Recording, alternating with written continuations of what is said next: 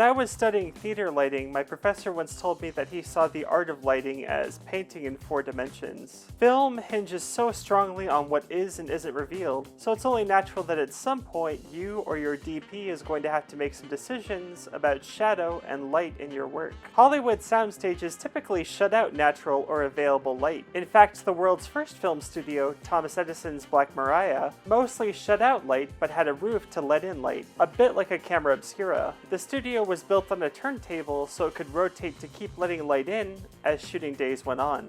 3-point lighting is the standard lighting setup. The first point is a key light, which is the principal source of light in a shot and generally hits the subject directly from the front. The second is a fill light, which usually hits the subject from the opposite side of the key light at about 50% of the key light's power. Third is the backlight, which may be pointed at the background to light it up or directly at the subject's back, but it's generally designed to part the subject from their background.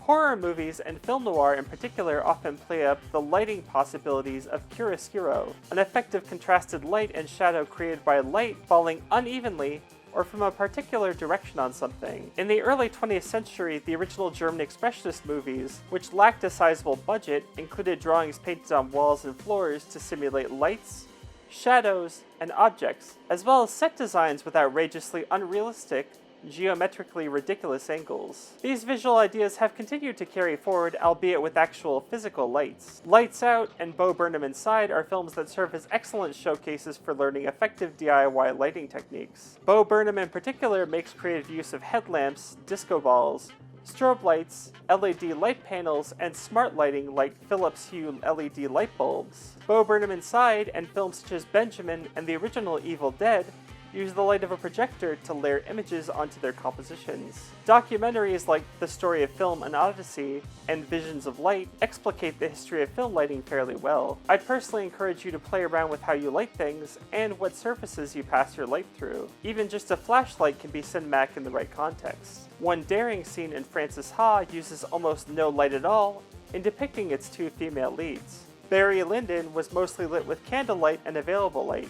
You could try shooting light through water, which is especially interesting if it's colored water, or by playing with the 3-point lighting setup.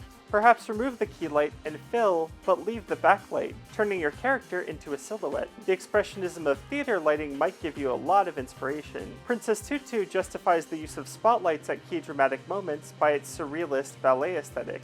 Suspiria makes use of conspicuous theatrical lighting as well. There are also filmed performances and plays you can draw from, such as Bergman's The Magic Flute or Frank Oz's In and of Itself. Stop and think about the lights around you that you can play with.